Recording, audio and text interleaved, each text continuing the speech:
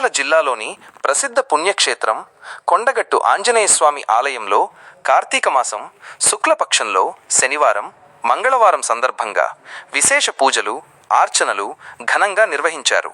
కార్తీక మాసం కావడంతో భక్తులు పెద్ద ఎత్తున తరలివచ్చి స్వామివారిని దర్శించుకున్నారు. ఆలయ ప్రాంగణం భక్తి గీతాలతో మార్మోగింది. అర్చకులు అభిషేకం, హనుమాన్ చాలీసా పారాయణం వంటి ప్రత్యేక పూజలు నిర్వహించారు. భక్తుల రద్దీ దృష్ట్యా ఆలయ అధికారులు ప్రత్యేక క్యూలైన్లు, సౌకర్యాలు ఏర్పాటు చేయగా పోలీసులు ట్రాఫిక్ నియంత్రణ చర్యలు చేపట్టారు. ఉదయం నుంచి సాయంత్రం వరకు భక్తులు నిరంతరంగా స్వామివారి దర్శనం చేసుకున్నారు. భక్తుల సందోహంతో కొండగట్టు కిటకిట.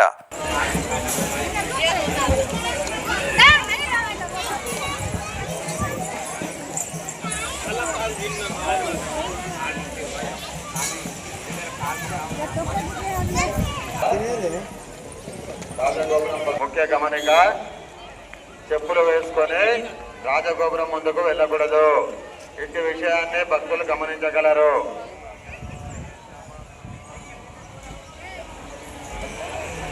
కేశఖండనము చేసుకునేవారు కొత్త కోనేరు పక్కన ఉన్న కళ్యాణ కట్ట వద్దకు వెళ్ళగలరు. టికెట్ అక్కడే ఇవ్వబడు.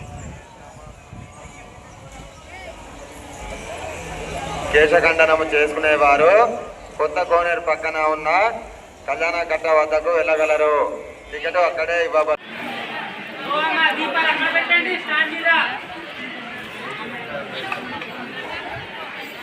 అమ్మ కూడా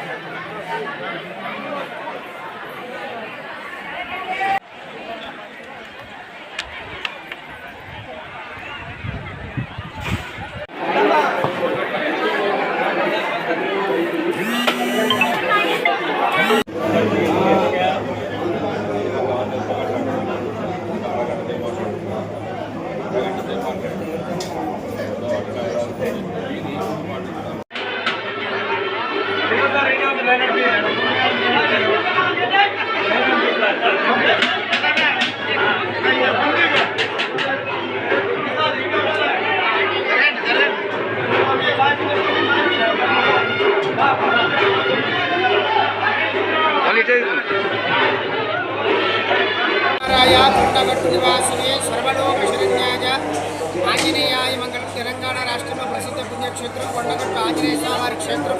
ఈ క్షేత్రంలో కార్తీక మాసాన్ని పురస్కరించుకొని ఈరోజు మంగళవారం స్వామివారికి ఉదయం 4 గంటలకి శుభ్రవాదం చేసుకుని నిత్యారాధన పంచామృత అభిషేకం చేసుకోవడం జరిగింది. భక్తులకు ఉదయం 5:30 నుంచే దర్శనాలు ప్రారంభించడం జరిగింది. ఈ కార్తీక మాసాన్ని పురస్కరించుకొని స్వామివారి సన్నిధికి తండోపతండాలుగా దాదాపు 1000 మంది భక్తులు కూడా వచ్చి స్వామివారి దర్శనం చేసుకుంటున్నారు. అదేవిధంగా రానున్నటువంటి ఫిబ్రవరిలో మాఘమాసంలో సమ్మక్క సారక జాతర ఉంటుంది.